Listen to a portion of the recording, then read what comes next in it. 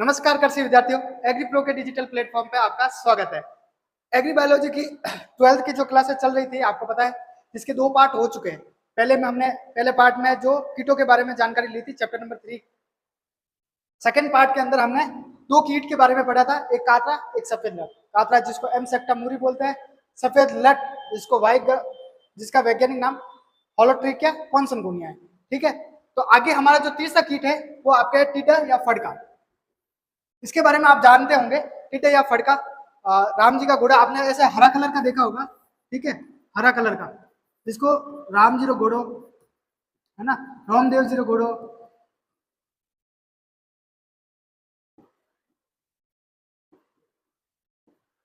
देखा होगा। ये टीडी जो होती है ये समूह के रूप में चलती है, एक झुंड बना के चलती है। जहां पर भी जाती है पूरी क्रॉप, उस एरिया की पूरी क्रॉप को क्या कर देती है, खत्म कर देती है। जिस खेत के अंदर ये पैर रखती है उस खेत की सारी क्रॉप को खत्म कर दिया जाता है, क्योंकि ये बहुत ज्यादा समूह में आती है और सब कुछ खा जाती है, उसकी पत्तियां, कोमल टहनियां वगैरह सब कुछ। ये लगभग सभी क्रॉप को नुकसान पहुंचाती है, कुछ एक क्रॉप को छोड़ के। तो इसके बारे में पूरी जानकारी लेते हैं, तो बने रहिएगा एग्री प्रो के साथ।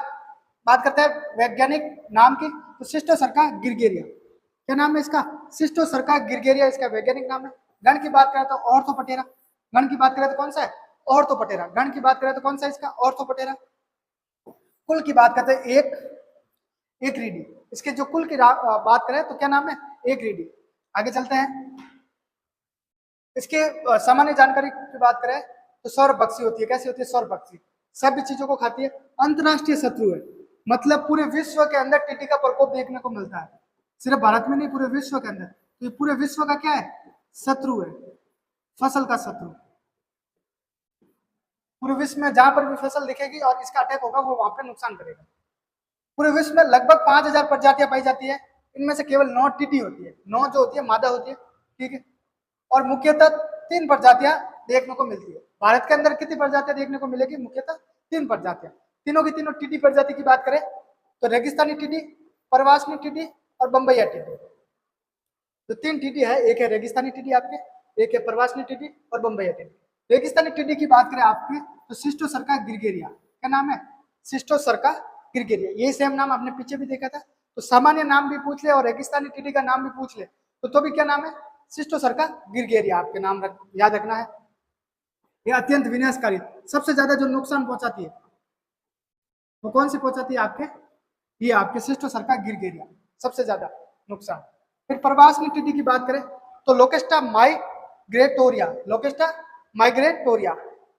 लोकेस्टा माइग्रेटोरिया ये आपके गुजरात और राजस्थान में देखने को मिलती है और वर्ष में 2 बार क्या करती है? प्रजनन करती है। राजस्थान और गुजरात में देखने को मिलती है, वर्ष में 2 बार क्या करती है? प्रजनन करती है। बम्बईया टीटी की बात करें, प्लांटंगा सिस्टिकटा है ना, सिस्टोटिटिका इसका वैज्ञानिक नाम है। गुजरात से तमिलनाडु, कहां पर देखने को मिलेगी? गुजरात से तमिलनाडु के अंदर देखने को मिलेगी और एक वर्ष में एक पीढ़ी, एक जनरेशन इसकी आती है। जबकि लोकेस्टा माइग्रेटोरिया की कितनी आती है? वर्ष में 2 पीढ़ी आती है। ये सामान्य जानकारी। आगे बात करें, इसकी 2 अवस्थाएं पाई जाती है, एक एकल अवस्था पाई जाती है, एक आपके युति अवस्था पाई जाती है। इस टीडे की 2 अवस्थाएं पाई जाती है। रेगिस्तानी टीडे की मुख्यतः बात करें, एक तो आपकी एकल, दूसरी युति अवस्था पाई जाती है। एकल अवस्था की बात करें तो इसका अब्रक निम्न कैसा कलर का होगा? हरा कलर का, है ना। हरा कलर का क्या होगा? इसका अब्रक और निम्न होगा। वैक्स की बात करें तो दूसरे कलर का होगा। वैक्स जो होगा, अडल्ट जो होगा वो दूसरे कलर का होगा, ठीक है। ये एकल अवस्था की जो पहचान है इसकी प्रावस्था की, ठीक है। दूसरी युति की बात करें तो ग्रिगोरियस, जिसका क्या नाम है? ग्रिगोरियस नाम है।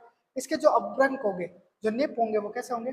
काले समूह के रूप में, काले रंग के होंगे और समूह के रूप में होंगे, एक झुंड में घूमेंगे। फिर अपरिपक्व वैक्स क्या होगा? अनमैच्योर अडल्ट की बात करें तो मैच्योर होने से पहले, है ना, पूर्ण विकसित होने से पहले जो अवस्था होगी वो होगी अनमैच्योर अडल्ट या अपरिपक्व वैक्स। वो कैसा कलर होगा? वो हल्का गुलाबी रंग का होगा। कैसा होगा? हल्का गुलाबी रंग का होगा। आगे पूर्ण वैक्स या पीले रंग की बात करें तो कैसा होगा? वो पूरा जो वैक्स होगा वो कैसा होगा? वो येलो कलर का होगा, दिखने में कैसा होगा? येलो कलर का, ठीक है। तो ये आपकी एकल प्रवस्था होगी, युति प्रवस्था होगी। ये किसकी है? रेगिस्तानी टीडी की 2 प्रवस्था पाई जाती है उसके बारे में, ठीक है। और एकल और युति के बीच में अगर संकरण कराया जाएगा, इन दोनों के बीच में क्या करवाया जाएगा? संकरण की जो अवस्था पाई जाएगी, क्या पाई जाएगी? संकरण की जो अवस्था पाई जाएगी और ट्रांसिएंट बोलेंगे उसको। क्या बोलेंगे? ट्रांसिएंट।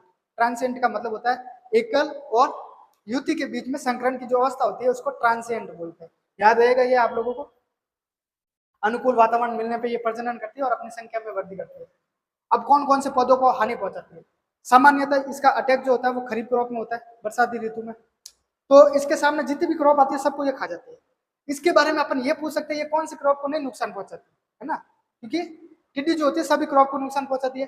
देखो खरीफ में लगभग सभी फसलों को नुकसान पहुंचाती है।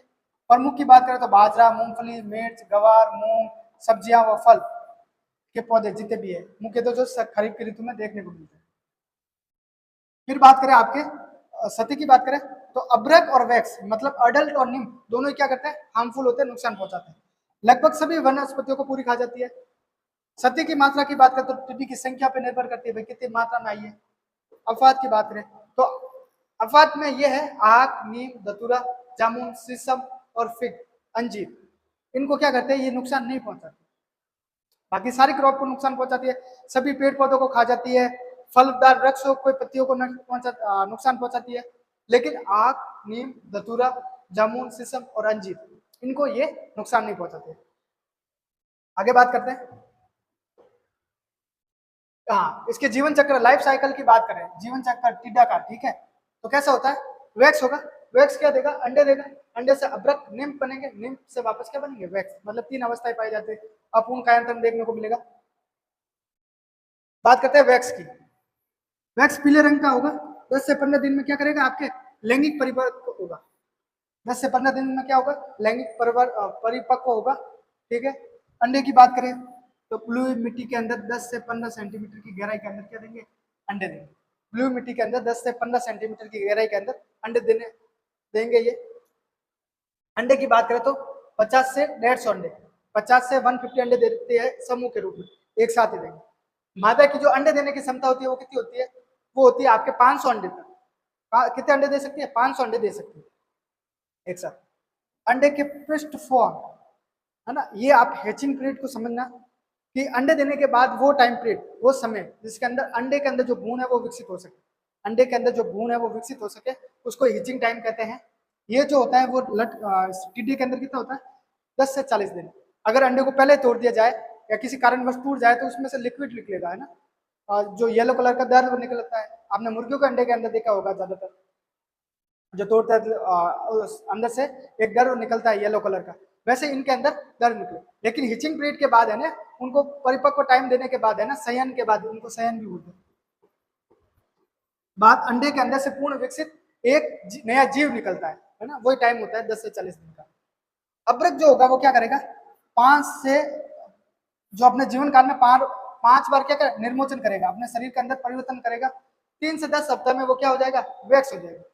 3 से 10 सप्ताह में मतलब 21 से 70 दिन के बीच में वो क्या हो जाएगा? वैक्स हो जाएगा।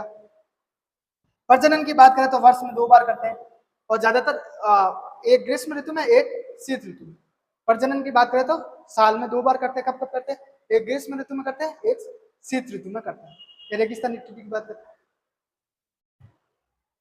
प्रबंधन की बात करें तो देखो, रात और सूर्योदय से पूर्व एकत्रित अभ्रक और वैक्स को नष्ट किया जा सकता है। नष्ट कैसे किया जाता है? एक फ्लेम थ्रोवर आता है ना, फ्लेम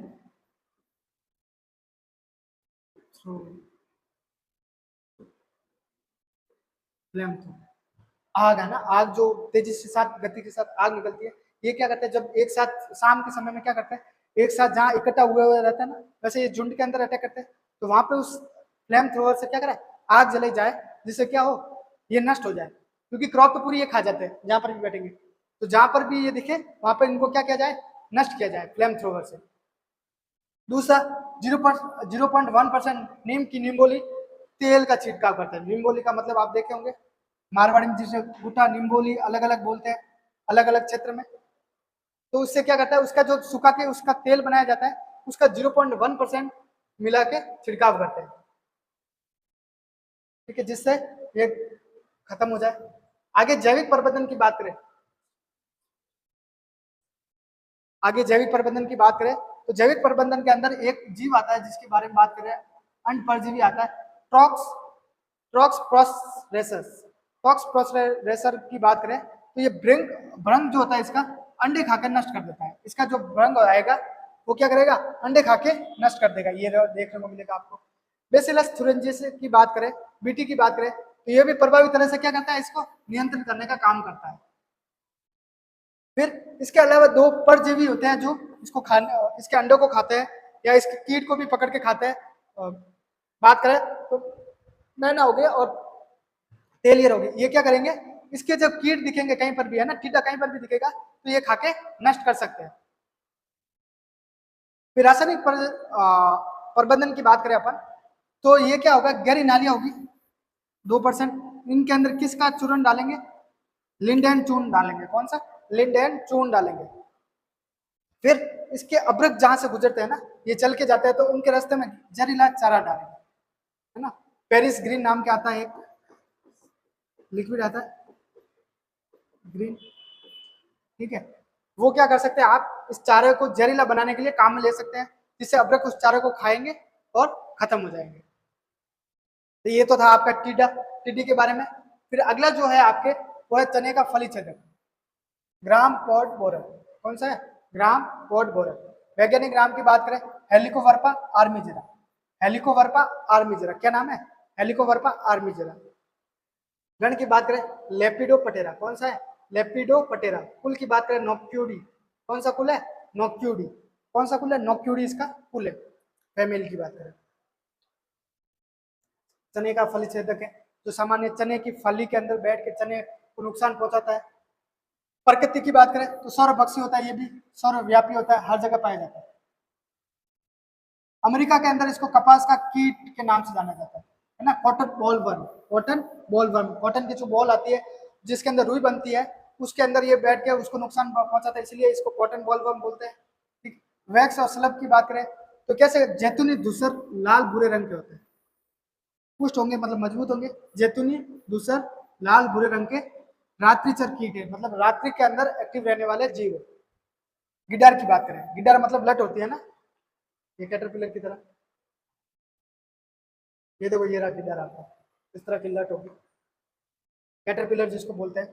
ठीक है, लगभग 35 सेंटीमीटर, 35 सेंटीमीटर क्या, मिलीमीटर है ना, मिलीमीटर होगी लंबी, हल्का पीला और हल्का हरा रंग होगा, हल्का पीला हरा रंग देखने को मिलेगा। ठीक है, और उसके ऊपर पट्टियां पाई जाएगी, आप देखने को मिलेंगे,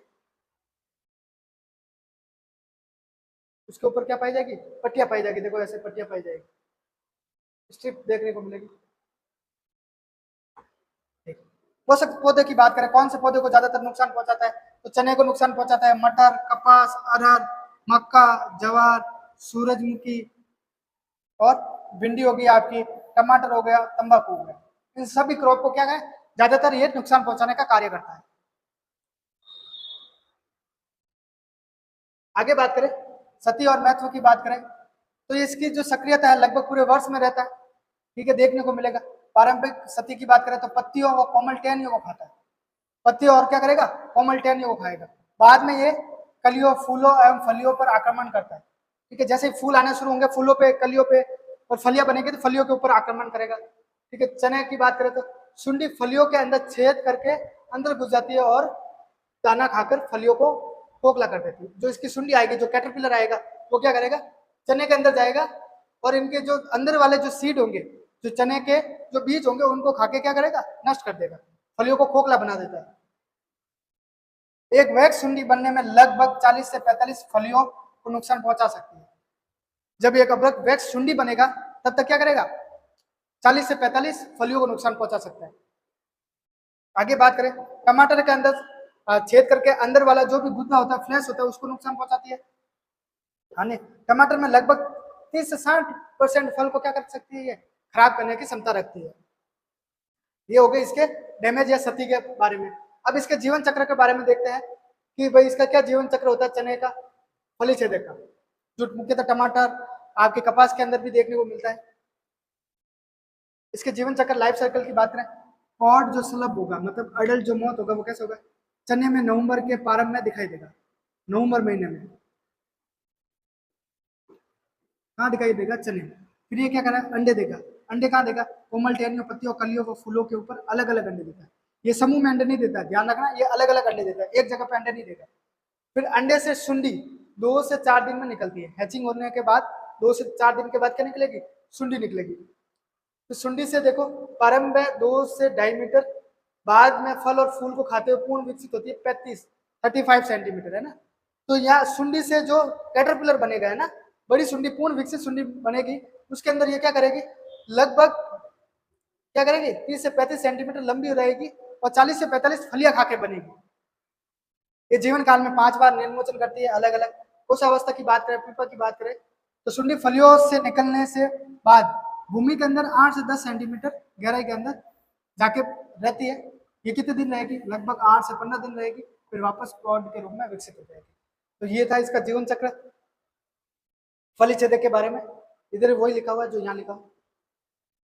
फिर इसके मैनेजमेंट की बात करें, फलिछेदक के मैनेजमेंट की बात करें, तो सस्य प्रबंधन की बात करें, कल्चरल मेथड की मैनेजमेंट की बात करें, तो मई जून के अंदर गहरी जुताई कर देनी चाहिए, ठीक है, जिसके अंदर क्या होंगे, भूमिगत कोशिश जो लट होंगे, जो पीपा होंगे ना, वो क्या करेंगे, बाहर आएंगे। जब गहरी जुताई करते हैं तो क्या होता है, वो ऊपर आते हैं।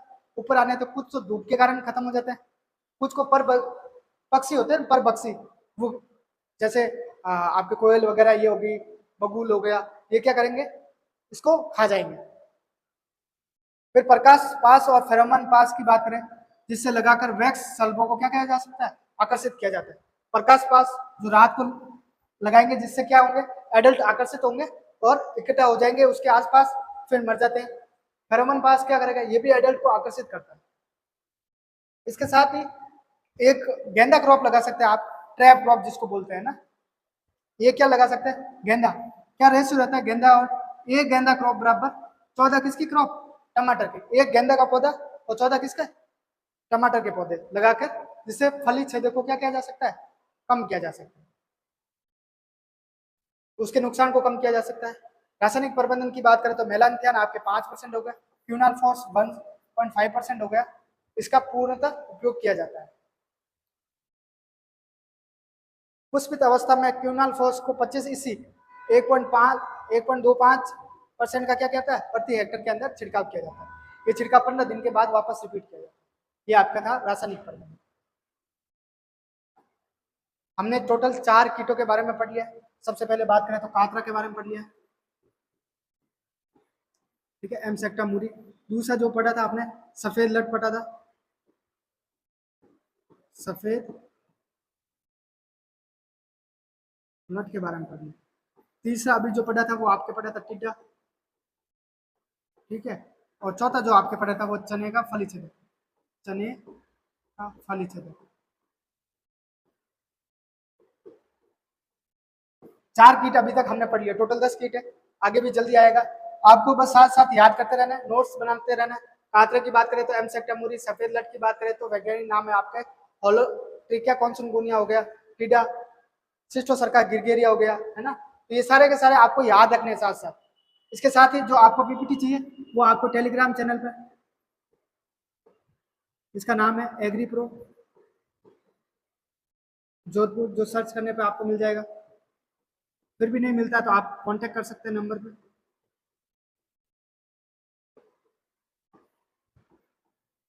ठीक है, तो बने रहेगा एग्री प्रो के साथ। क्रैश कोर्स में सिलेक्शन की बात करें तो हमारे यहाँ से पिछले साल भी, जो इस साल काउंसलिंग अभी वेट कर रही है, तो उसमें भी काफ़ी बच्चे होंगे। तो आप भी एग्री प्रो से लगातार यूट्यूब से पढ़ते रहिए, और फिर आगे जेड की तैयारी करने के लिए आपको यहाँ से जो पढ़ाने वाला जो मैटर मिलेगा वो आपको काफ़ी हेल्प करेगा जेड के अंदर, आपके क्रैश कोर्स के अंदर। ठीक है, तो बने रहिएगा एग्री प्रो के साथ। धन्यवाद।